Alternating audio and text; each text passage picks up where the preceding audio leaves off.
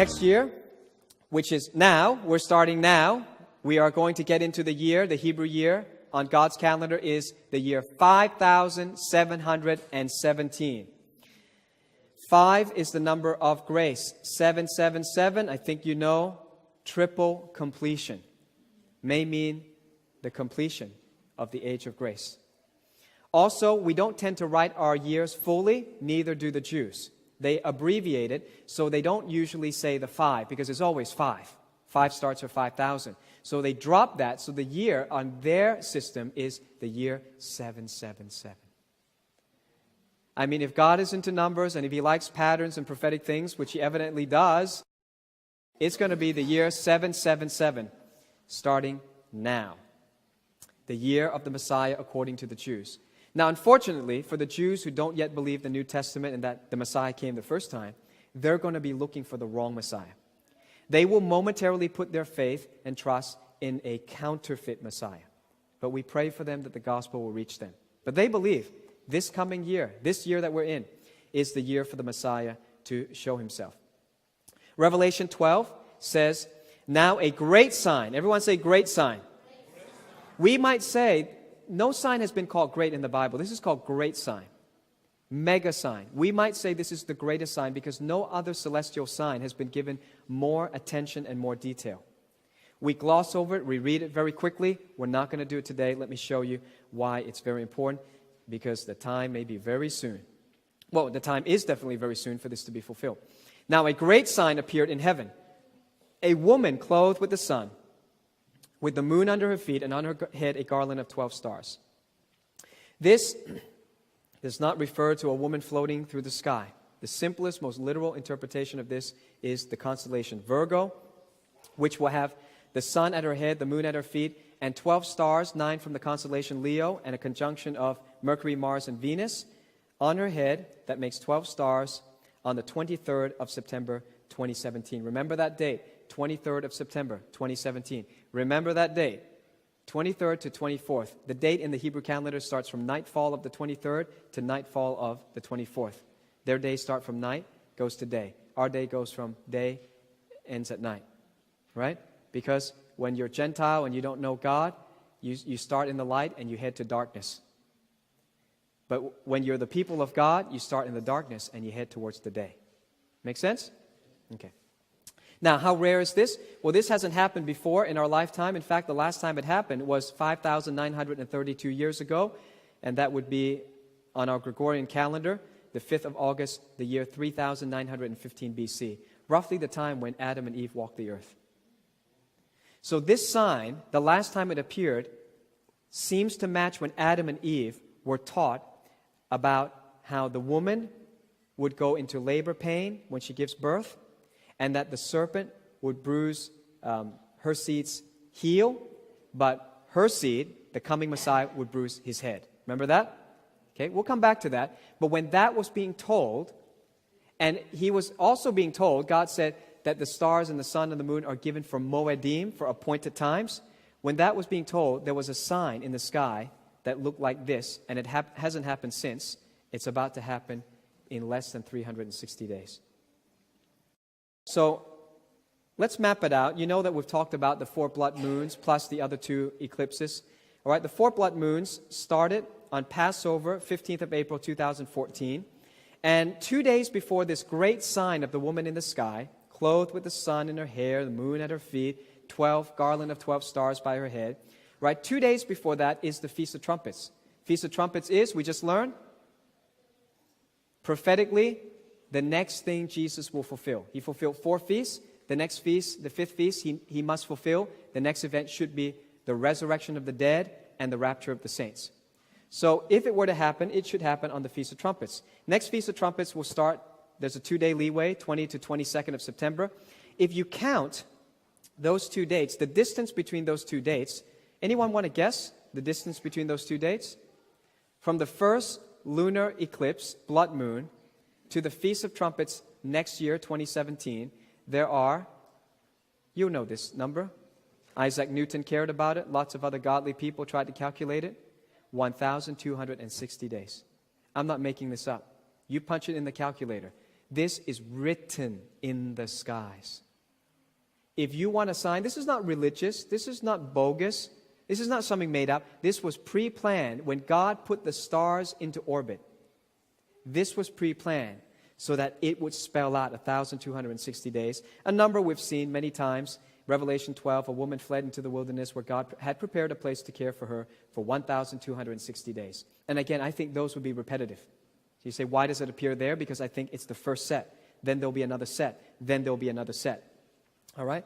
So now, take the distance from the woman in the sky. Now, the woman in the sky, she's got all these signs, plus she's to give birth. Remember that?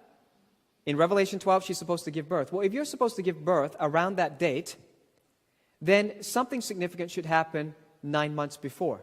It's called conception. I don't know what's going to happen, but I'm going to give you the date. Count 9 months from the 23rd of September, and let's just see if anything happens. Put it on your calendar. All right? Around that time, we should see a conception, which is the 23rd of December, 2016. I have a friend who does YouTube.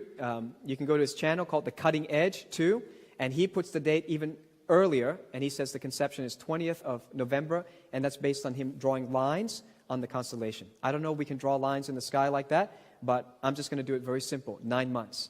9 months. 23rd of December. Hey guys, are you planning to be here for 50 years? Are you living like you got another 30 years to go? I never predicted when the rapture is going to happen. I'm not a date setter. I'm showing you patterns and fulfillments, a very likely fulfillment of Revelation 12. Let's do another one. If you do 8 months from the Feast of Trumpets, which is possibly can start on the 20th of September, 8 months, come on, count it. Where does it go to? 8 for the number of a new beginning? Very uncanny, a very interesting date. All of you should know. 8 months earlier from that date, the new president takes office, 20th of January, 2017. There are just layers upon layers upon layers, okay? But let's not just look at pictures, okay? I want you to go to the Word with me. Now, I'll show you what Jacko Prinsloo, he wrote this in a book called God's Roadmap to the End. And again, he has this YouTube channel. I believe it's called The Cutting Edge. Cutting Edge 2. He calculated this, so I'm just going to say it to you, okay? So here's the sign of the woman in the sky.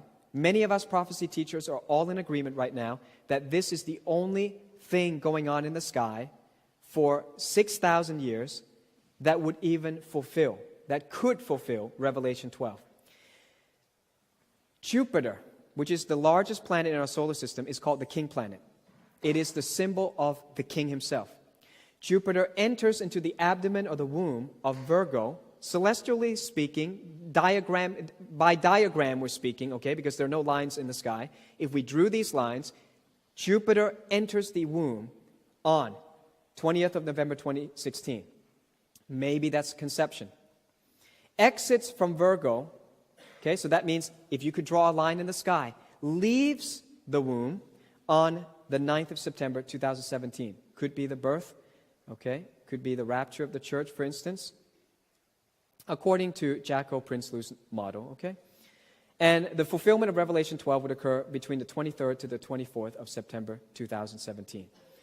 Oh, we got another thing. It's just layer upon layer. On that date, there was a comet that will conjoin with the moon. I don't know if we can ever get more of a sign since Adam and Eve, all right? What is this comet about? Well, I was thinking, should I share this? And it was in the news today. Can you imagine? I'm looking at this comet, and it's in the news today, like when you got up this morning. So I thought, okay, I'm going to have to share about this comet. Listen to how weird this comet is.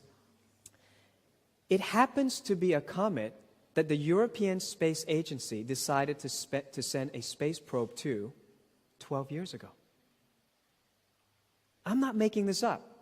On the 2nd of March 2004, Europe launched the Rosetta space probe to rendezvous with Comet 67. Hey, when have we seen 67 before?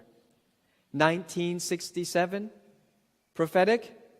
Jerusalem was captured, 50th anniversary. It is called a Jupiter family comet. I looked that up. It's a Jupiter family comet. Doesn't mean that it's related to Jupiter. It's just by their astronomical definition. It is a Jupiter family comet. Again, Jupiter representing the king.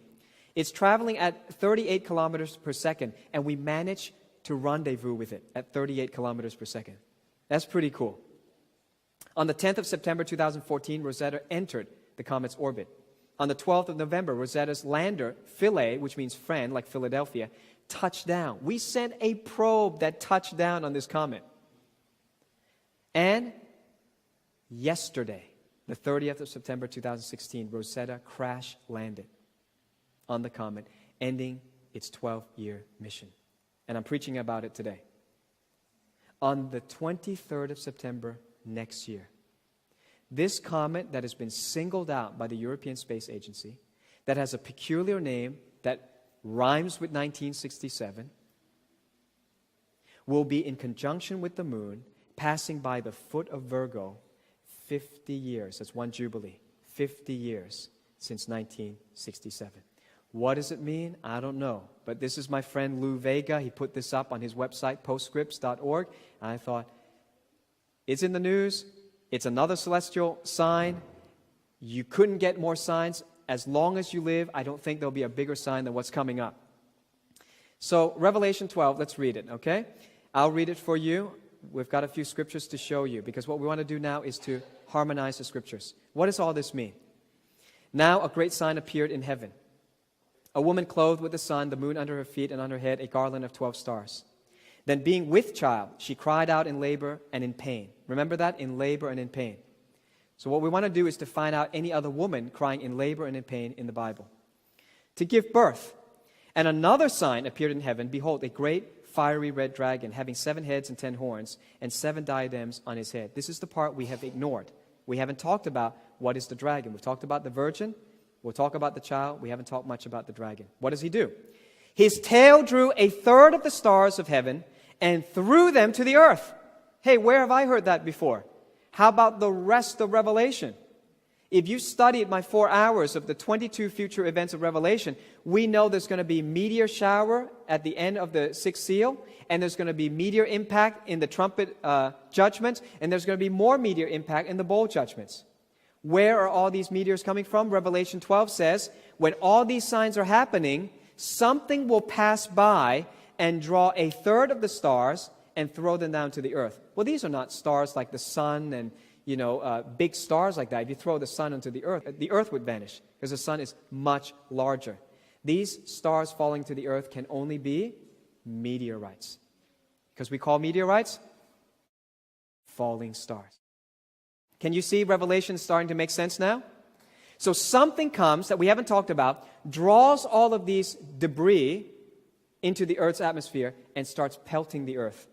Totally in line with what the 22 predicted events of Revelation are. Revelation continues. She bore a male child who was to rule all nations with a rod of iron, and her child was caught up to God and his throne. Where have I heard the word caught up before? Rapture. So now we have a sign in the sky. We have something that's going to disturb some debris, some meteorites or asteroids that will help fulfill the rest of Revelation. And around that time, there's somebody that gets caught up. So the question is, who? Who gets caught up? Many theologians debate about this. I want to try to clarify this right now. Then the woman fled into the wilderness, where she has a place prepared to God that they should feed her there 1,260 days. There is both an earthly meaning and a heavenly meaning for these scriptures, right? Often dual application. We're going to first start with the heavenly meaning, since we've been talking about signs in the sky, celestial signs. The woman is a collective entity referring to Israel. Is that correct? Most people believe, correct? Theologians believe the woman represents Israel. Israel is a body of people represented by one symbol, the woman. The dragon is a collective entity. Who is it that will go after the woman? Talking on the earth right now, actually. Talking about the earth. The Jews will flee from the Antichrist's armies.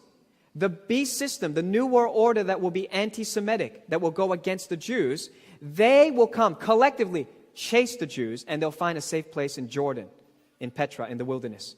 Correct? So the woman is collective. The dragon is collective. Now the question is, who's the child? And many people have taught, and I heard my wonderful pastor 20 years ago, had a great pastor who taught end times to us, lived in New York, taught end times to us, but he taught in the light that he knew. I don't call him a false prophet because he didn't get everything right. I believe that everyone is progressing in their knowledge. And as we get closer to the end time, we stand on the shoulders of those who've gone before us. And this is what I really dislike about these keyboard warriors on YouTube and on social media. Because they disrespect those who have revelation, they disrespect anyone who might have gotten anything wrong, and they apply this false label and this false standard of perfectionism on them. I can say that my old pastor did not get everything about end times right. He did not know what this was. He said that the child must be Jesus. But if you harmonize the scriptures and you apply strict Bible interpretation, you've got one collective entity, another collective entity. How could the third thing be an individual? Not only that, the child should be a collective entity, which is the church, and it says the child is caught up. In other words, the church is raptured. How could it be Jesus that was caught up? Because Jesus was never caught up to be protected from the devil pursuing him. Jesus never ran away from the devil. Jesus defeated the devil. And in victory, he ascended to heaven. It's a completely different picture from this picture where Satan spews after the woman, and the child that was given birth from the woman, who? The church, came from the Jewish religion. All of the early Christians were Jewish people. All the apostles, all the writers of the New Testament were Jewish. The Jews gave birth to the church. But when the devil comes in the time of wrath, of tribulation, the church was caught up. So this scripture seems to peg the Revelation 12 sign with the rapture of the church. Am I saying it has to be next Feast of Trumpets? Of course not. I'm not a date setter. But I'm saying it would behoove the church now to wake up. If we are called the 10 virgins who are asleep, I am sounding the trumpet. Church, wake up. The bridegroom is coming. If it takes 3.5 years for him to come, if it takes another 7 years, I'm telling you, it's time to live like he's coming very soon. But very likely we have a fulfillment of Revelation 12 next year. The wilderness is Petra, Jordan, lots of other scriptures to harmonize with that. I can't do it right now. We've got lots of other end-time teachings that cover that.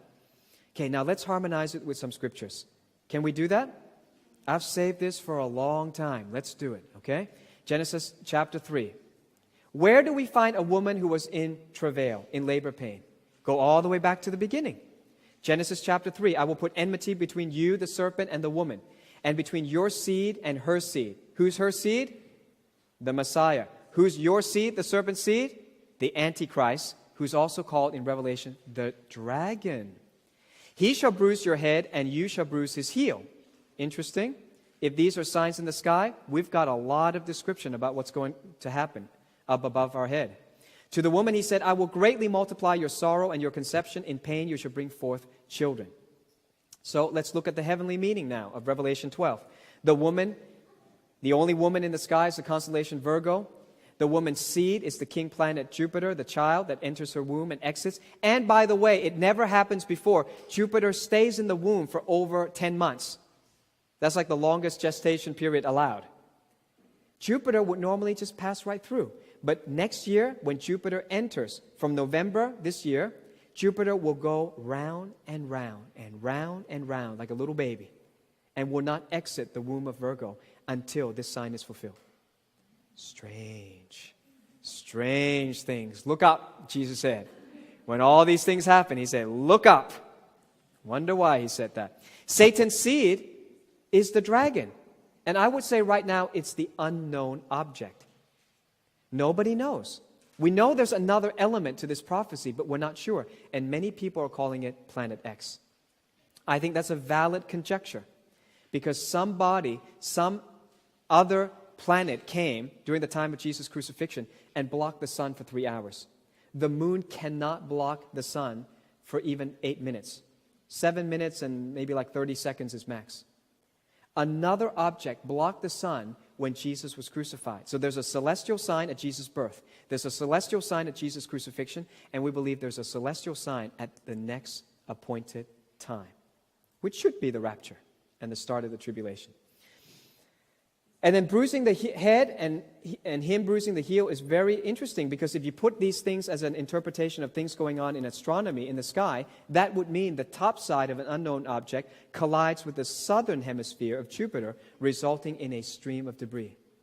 Now, when we come up with these theories, we always go to history. History is prophecy. Patterns are prophetic. Well, guess what? It happened already. Did you know that Jupiter was grazed by comet Schumacher? Schumacher. You know what that means? Shoemaker. And what are you supposed to hit? The heel. And the shoemaker hit the heel of the king planet once before.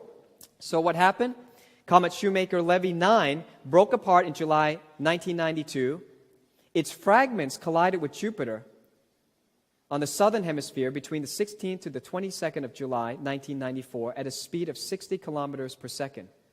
The prominent scars from the impacts were visible from Earth and persisted for months.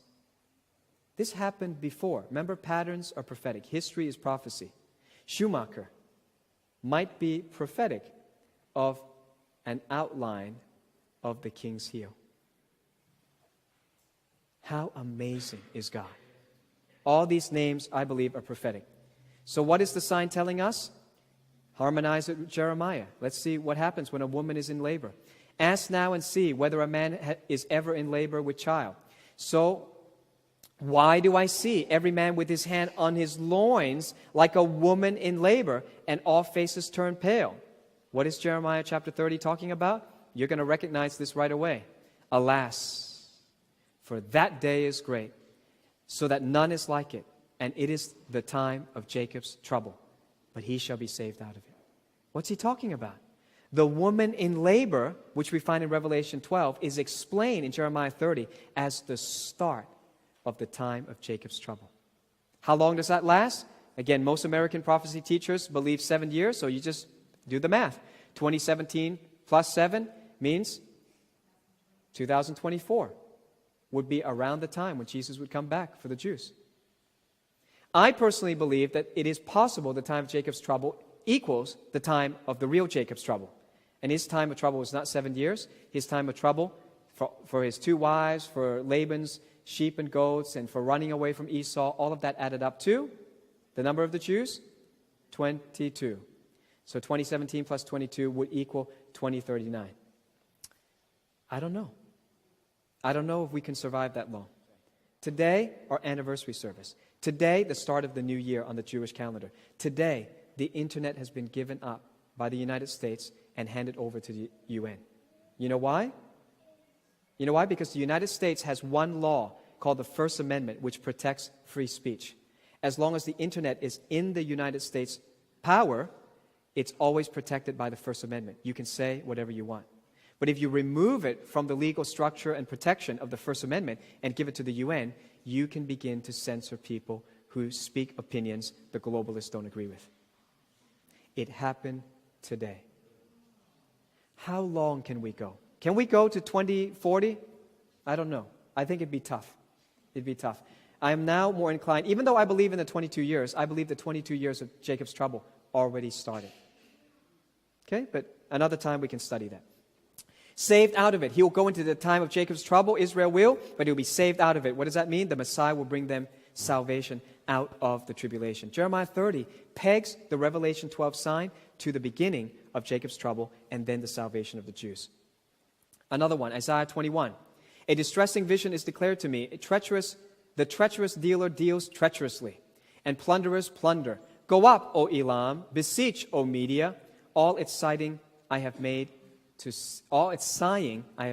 cease. Therefore my loins are filled with pains. Pangs have taken hold of me like the pangs of a woman in labor. I was distressed when I heard it. I was dismayed when I saw it. This is Isaiah 700 years before Jesus came.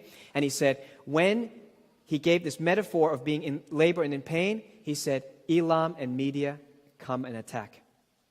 Who's that? The woman in labor is interpreted by Isaiah as being associated with the invasion by Elam and Media, which, if you studied my 4,000 years of history, you know is Iran.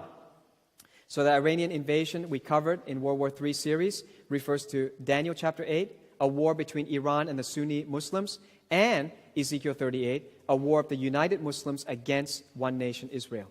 There are two wars that Iran seems to be involved with. And when the sign of the woman in the sky comes, when the woman is in pain, Isaiah calls, O Elam, O Media, come out and begin your siege. Begin your war.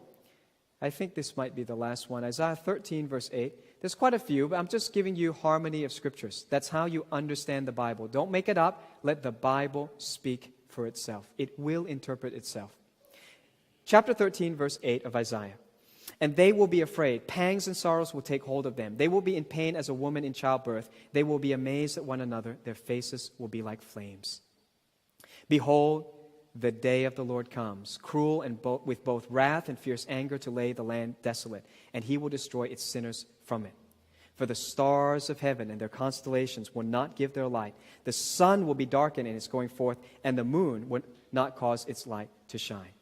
So in this case, the woman that is in labor and the other celestial signs are associated with the day of the Lord, and that's the wrath of God on sinners during the tribulation.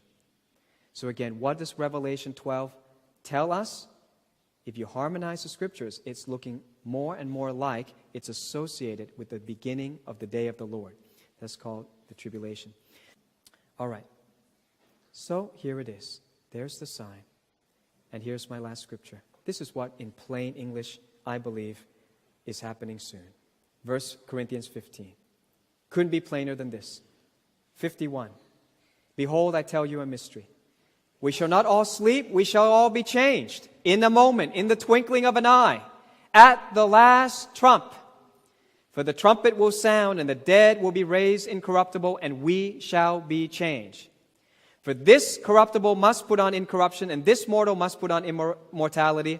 So when this corruptible has put on incorruption, this mortal has put on immortality, then shall be brought to pass the saying that is written, death is swallowed up in victory. Therefore, what do? My beloved brethren, be steadfast, immovable. What does immovable mean? Don't shift and change, which is what I see all the time now. People shifting and changing all the time. Be immovable in this time. I have the same job for 16 years. I think very few people can boast that in this generation.